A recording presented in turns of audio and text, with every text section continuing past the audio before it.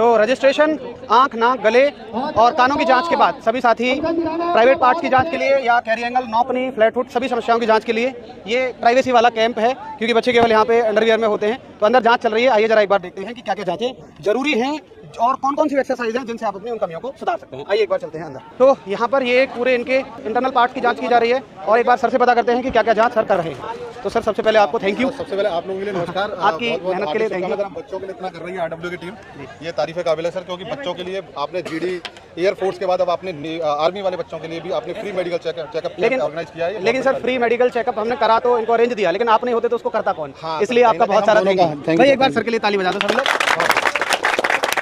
तो सर मैं जानना चाहूँगा कि यहाँ पे किस किस तरह की जांचें आप कर रहे हैं? सर यहाँ पूरा बॉडी चेकअप हो रहा है इनका। जैसे आपका ईएनटी पार्ट होता है, डेंटल पार्ट के बाद बच्चे को लाया जाता है इस वाले पार्ट के लिए। जी। आखिरी एक स्टेज होता है और इस स्टेज में आपके सारे चेकअप होते हैं। जैसे हम एक बच्चे की जो सबसे ज्यादा नीड होती है कि सर देखो मेरे को कोई कैरी एंगल तो नहीं है, नहीं मेरे को नौकनी तो नहीं है, फ्लैट फुट तो नहीं है, ड्रॉपी शोल्डर तो नहीं है, गायनेकोमेस्टिया, प्राइवेट पार्ट से जुड़े हुए सारे पॉइंट। मुझे लगता है कि जैसे सबसे ज्यादा डर जो है आप लोगों के अंदर मेडिकल को लेकर इसी पार्ट का होता है।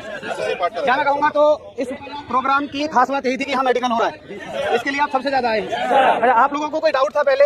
मतलब किसी को हैं अभी एक नौकरी ये था, जैसे एक तो होता है कि भाई मुझे अपनी कमी पता है, चलो मैं चेक करा लूंगा और वहां जाके सुधार करा लूंगा। एक तो ये था, ऐसे कौन कौन है जिनको अपनी कमियां पता थी और सुधारवाने के लिए आए?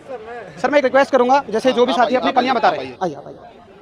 आपको क्या कमी लग रही है? सर मेरा कैरी एंगल में हमें अपने कारों में अनफिट कर दिया गया है पिछली वाली भर्ती में। 2024 तो सर इनका कैरी एंगल है? बिल्कुल सर। देखिए इस बच्चे को कैरी एंगल है नहीं है वो हम अभी देखेंगे और बताएंगे।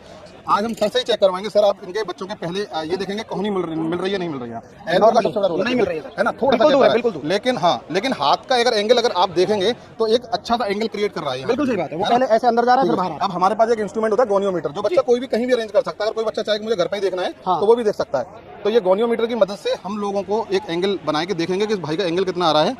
और ये देखिए ये सर 20 आप लगा सकते हैं सर 20 डिग्री के करीब आपका एंगल आ रहा है। यहाँ ये 20 डिग्री बना हुआ है। ठीक है, ये 20 डिग्री आ रहा है इस हैंड का, जो लेफ्ट हैंड है इसका 20 डिग्री का एंगल आ रहा है। तो 20 डिग्री जो रूल जो गाइडलाइन कहती है वो 15 डिग्री तक आप एक्सेप्ट करेंगे, 15 डिग्री तक अलाउड है। लेकिन 2 से 3 डिग्री कुछ हमारे एग्जामिनर ऐसे होते हैं जो देखते हैं अगर बच्चे को फिजिकल वर्क में कोई प्रॉब्लम नहीं क्रिएट हो रहा है या कोई हाथ में फ्रैक्चर नहीं है, कोई ओल्ड इंजरी नहीं है, तो वो कहीं ना कहीं उस बच्चे को सेलेक्ट कर लिया जाता है। कर लेते हैं। ठीक है, मतलब ये है कि भाई 15 से नीचे है तब तो आंख बंद करके सेलेक्ट करेंगे। अगर 19-20 है तब वो नहीं करेंगे, बट अगर 16-17-18 है तो फिर वो थोड़ा सा अपने हिसाब से डिसीजन ले सकते हैं। लेकिन कई बच्चों को सर 20 डिग्री पे भी एक्सेप्ट किया है, लेकिन अब इस भाई की किस्मत थी कि अगर ये थोड़ी सी एक्सरसाइज और करे और अपना डिग्री 2 से 3 डिग्री भी अगर गिरा लेता है सर, तो इस भाई की पूरी उम्मीद बन जाएगी।